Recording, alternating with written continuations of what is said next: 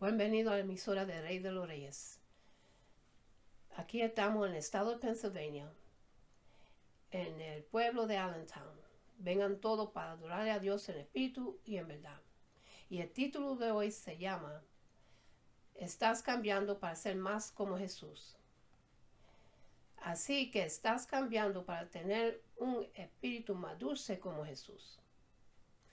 Te mira seriamente al espejo cada día y horas. Señor, quiero ser más conforme a tu imagen en cada área de mi vida. ¿O has permitido que la amargura se haya arraigado, convirtiéndose en rebelión y en dureza de corazón? ¿Has aprendido a descuidarte de la convicción que produce la palabra de Dios y la voz del Espíritu? Están saliendo por tu boca cosas que alguna vez pensaste que un cristiano era incapaz de pronunciar. Te estás endureciendo más ahí de la posibilidad de cambiar. Si esto es descubriendo cómo tú te sientes, déjame hablarte lentamente. Nunca recibes liberación hasta que cambies tu vida seria, más pero, y tu situación empeorará. Deja de defender tu causa, celando a otros, justificándote. Dios no te alcanza hasta que despiertes y admitas. Nada cambia para mí a menos que yo cambie. Clama honestamente al Señor en oración. Cámbiame, oh Señor, escúdrame. Oh Dios, muéstrame dónde ha fallado y me he descaído. Expone mi orgullo, mi ira, mi terquedad y mi pecado. Ayúdame a rendirlo todo. Cuanto más expertos consejeros, noches de soledad y luchas infructuosas tendrás que soportar que antes de que despiertes a la verdad. Para que ocurra alguna sanidad o restauración tienes que tomar responsabilidad. Tu milagro depende de que te cambies. La palabra de Dios muestra claramente dos pasos que tienes que tomar si deseas cambiar. Presta atención a esta palabra y experimentarías un cambio que perdurará. Pablo describe un cambio que tiene que ocurrir antes que sea posible que ocurra cualquier otro cambio. Así que teniendo tal esperanza, usamos de mucha frecuencia y no como Moisés, que ponga un velo sobre su rostro, para que los hijos de Israel no fijarán la vista en el fin de aquello que había de ser abolido, pero el entendimiento de ellos se embote.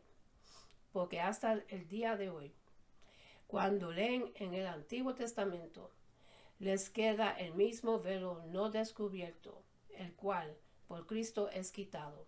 Y aún hasta el día de hoy, cuando se lee a Moisés, el velo está puesto sobre el corazón de ellos. Pero cuando se convertían al Señor, el velo se quita, porque el Señor es el Espíritu, y donde está el Espíritu del Señor, ahí hay libertad. En el 2 de Corintios capítulo 3, los versículos 12 hasta el 18. En este pasaje Pablo está hablando principalmente sobre la ceguera de los judíos con relación a Jesús como el Mesías. A la vez, él también está estableciendo un principio que aplica a todas las personas, sean judías o gentiles. Él está hablando el no poder ver a la verdad bíblica. Fíjate en el versículo 14, pero el entendimiento de ellos se embote porque hasta el día de hoy, cuando leen en el Antiguo Testamento, les quedaba el mismo velo no descubierto, el cual por Cristo es quitado. Por favor, entiende esto. La gente a lo que Pablo, escribe era sincera, educaron fielmente los libros de Moisés, la ley y los profetas y los salmos de David. Reverenciaron la palabra de Dios, enseñando de ella y citándola libremente, pero todavía tenían un velo sobre sus ojos. Pensamos que hay un velo espiritual cubriendo los ojos de los judíos, los musulmanes y otros que no les permite ver la verdad sobre Jesús. Sin embargo, también hay un velo cubriendo los ojos de muchos creyentes.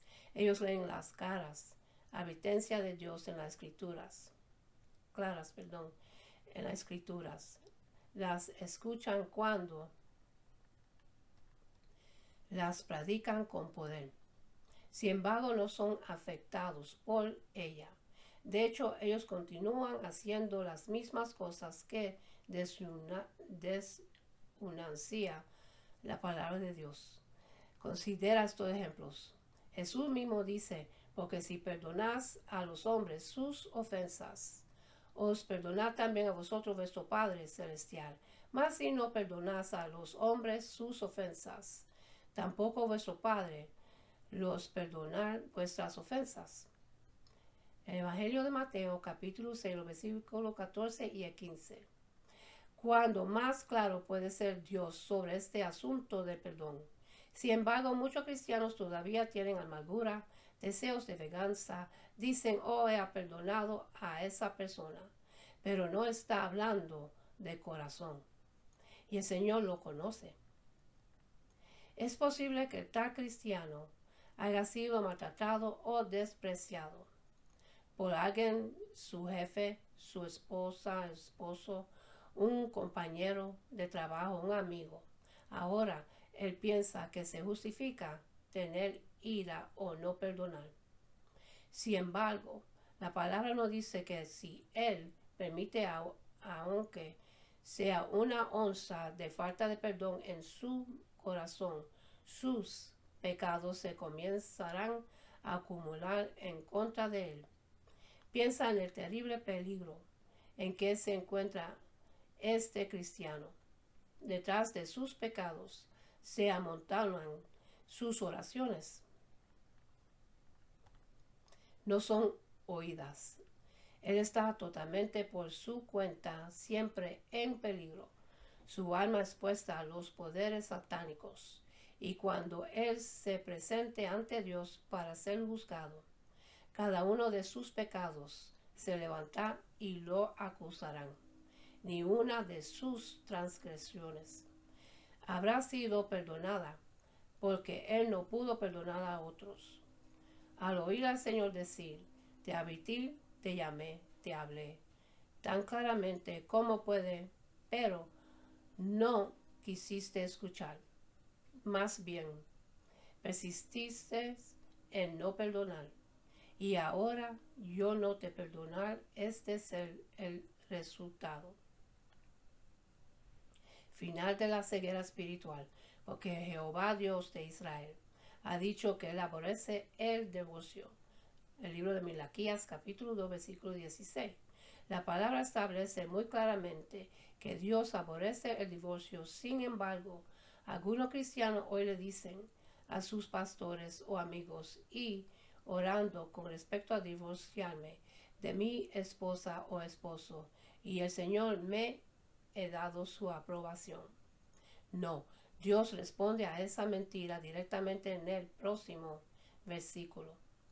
Habéis hecho cansar a Jehová con vuestras palabras y dices, ¿en qué le hemos cansado? ¿En qué? Dices, cualquiera que hace mal agrada a Jehová. Y en los tales se complace, o si no, ¿dónde está el Dios de justicia? Versículo 17. En otras palabras, el Señor está diciendo, vas a la iglesia, me alabas y presentas una sonrisa cristiana. Sin embargo, traicionas a tu esposo o tratas mi palabra con engaño. Te ha dicho que aborrezco el divorcio. Sin embargo, lo llevas a cabo. Incluso lo llegas a considerar como algo bueno, diciendo que yo lo apruebo.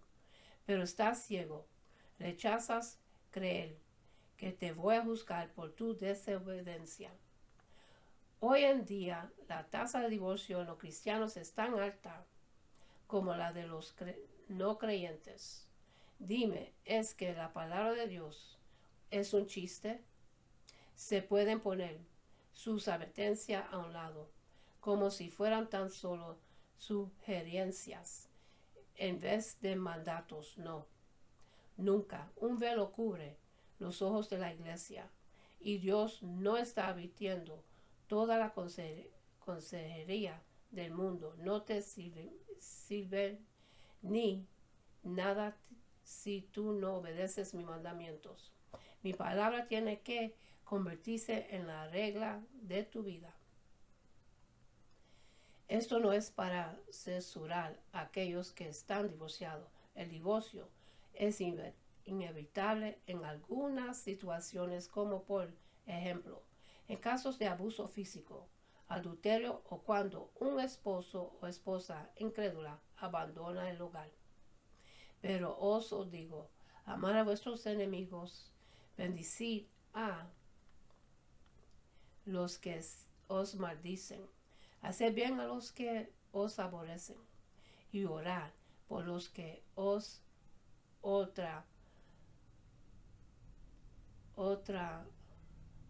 os persiguen. El Evangelio de Mateo, capítulo 5, versículo 44. La blanda respuesta quita la ira. Proverbios, capítulo 15, versículo 1. Arios, pero no peques. No se ponga el sol sobre vuestro enojo. El libro de Efesios, capítulo 4, versículo 26. 1000 consejeros te pondrán decir que tienes derecho a irarte, a sentir resentimiento, a no perdonar, pero al fin y al cabo sus palabras no cuentan. La palabra de Dios es la palabra final, y si no le temes, si no estás preparado para obedecer sus mandamientos en todo, no tienes esperanza de liberación. La Biblia habla clara y fuertemente a todos los que obedecerían al Señor. No puedes cambiar si persistes en mantenerte ciego a la palabra de Dios. Pablo dice que para que se nos quite la ceguera tenemos que convertirnos al Señor. Pero cuando se conviertan al Señor, el velo se quita. El 2 de Corintios capítulo 3 versículo 16. La palabra griega que se utiliza para convertir significa el invertir, el rumbo, el resumen. Pablo está diciendo, tienes que admitir que el rumbo que estás tomando te ha llevado a estar vacío, a la ruina y a la desesperación.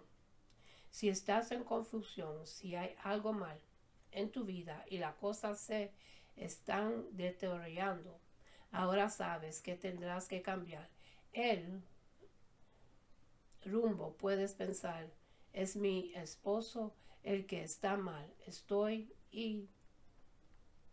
esperando que él cambie, o mi esposa va a la ruina a menos que cambie, o mi jefe está mal, algo tiene que cambiar en él. Nosotros vemos claramente los errores y las malas acciones de los otros. Sin embargo, no vemos nuestra propia necesidad de cambiar. Tenemos que hacer una pausa para enfrentar la realidad, para admitirle al Señor, Señor, yo soy quien necesita cambiar. Por favor, Padre, muéstrame en qué me ha desviado. ¿Cómo puedes cambiar tu rumbo? ¿Cómo puedes convertirte al Señor y quitarte el velo de sus ojos? Aquí está la receta que Pablo nos da para el cambio. El cambio es una obra exclusiva del Espíritu Santo. ¿Cómo no ser más bien con gloria el ministerio del Espíritu? En el 2 de Corintios, capítulo 3, versículo 8. Nosotros simplemente no podemos cambiarnos a nosotros mismos. Solamente el Espíritu de Dios nos puede conformar a la gloria e imagen de Cristo. Todos los hemos oído decir. Cuando una persona se convierte al Señor, Dios quita el velo de sus ojos. Esto es solamente obra del Espíritu. También leemos porque el Señor, es el Espíritu. Y donde está el Espíritu del Señor hay libertad. Versículo 17. La palabra libertad aquí significa que ya no es un esclavo. Extendo de dedos libres. Desencadenado.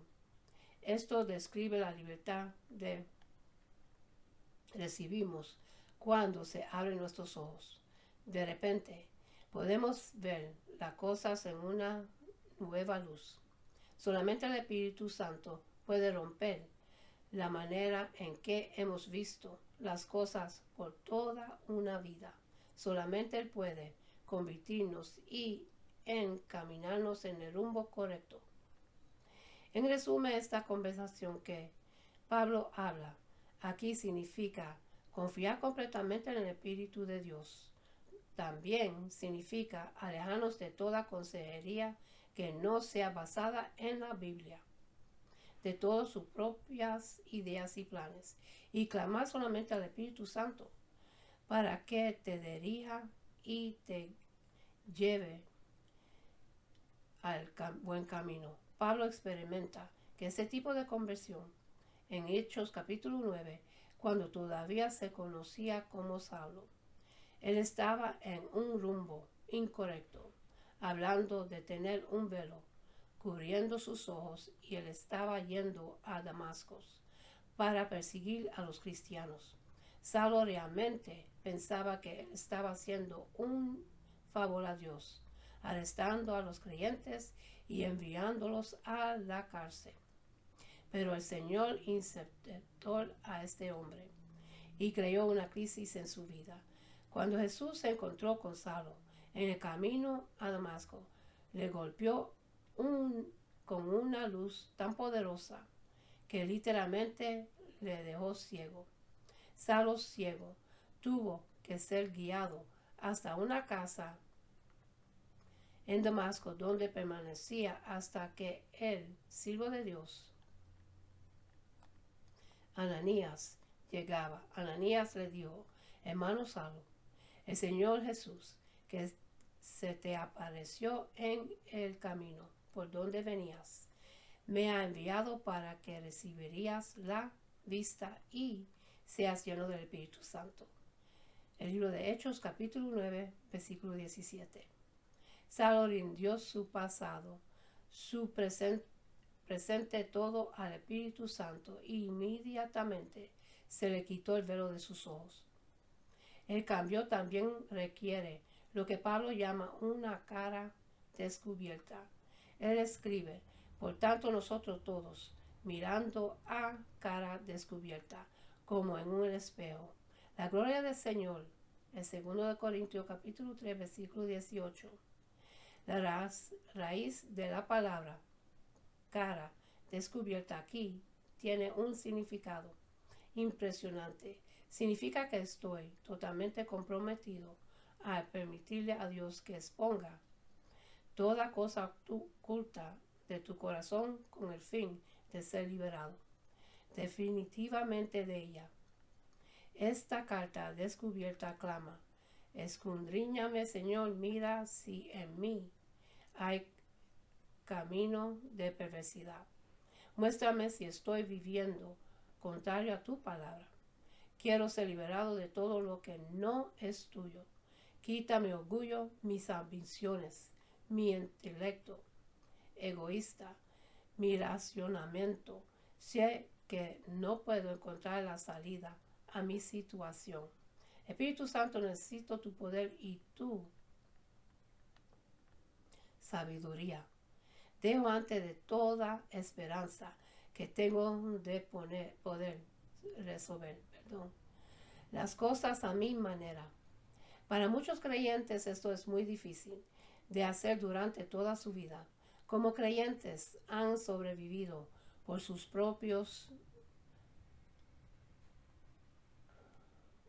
propia sabiduría, y ahora se le hace muy difícil admitir que han hecho las cosas a perder y que necesitan rendirle control de sus vidas. El cristal que Pablo menciona en este pasaje es un espejo. Y amado, nuestro espejo es la palabra de Dios. Es la única que nos refleja con exactitud nuestra condición.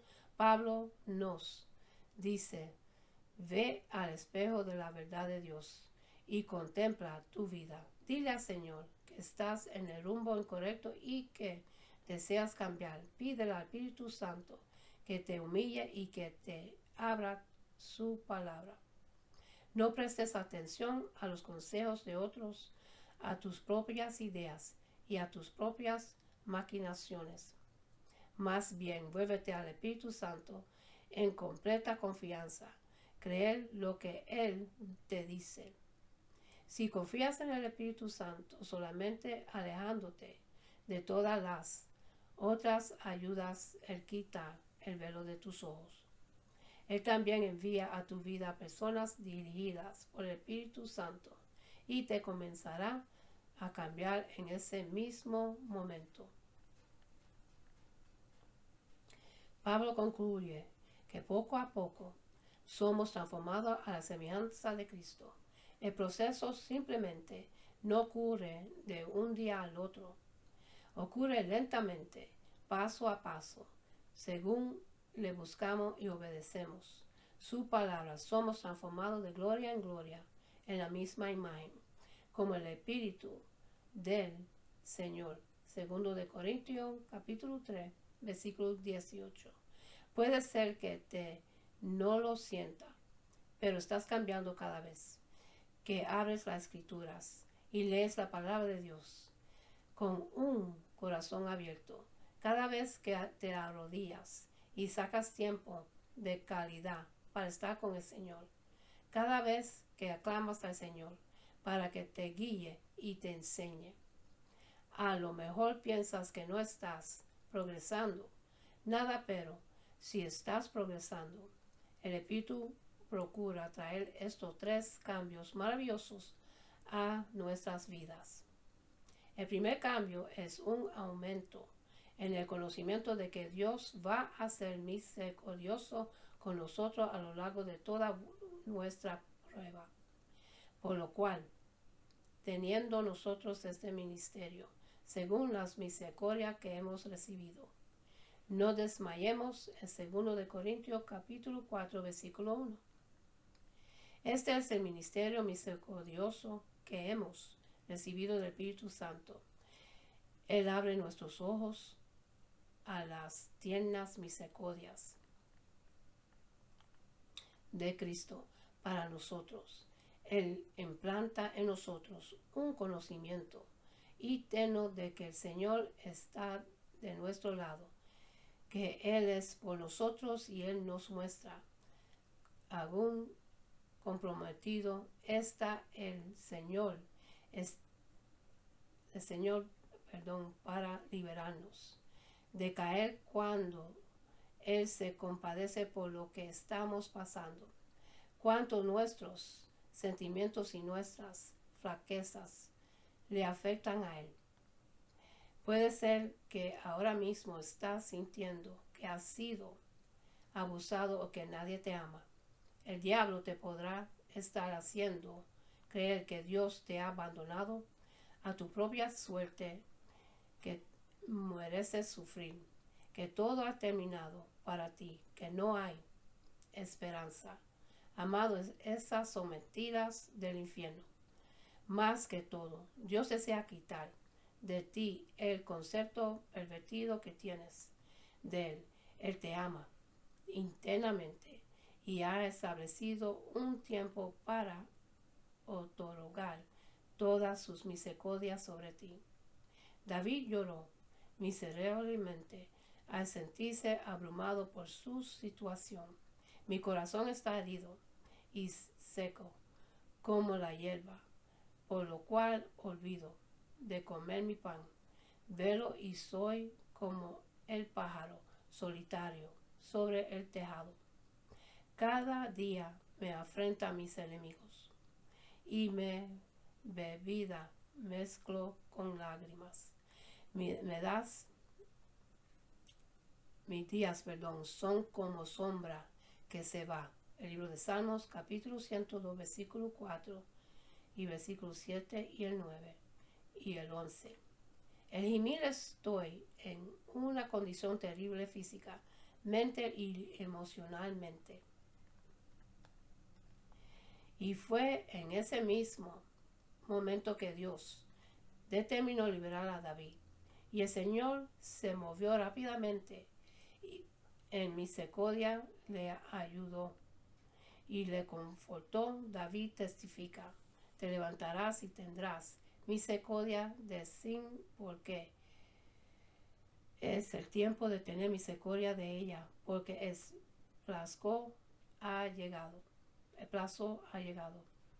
El libro de Salmos 102, versículo 13.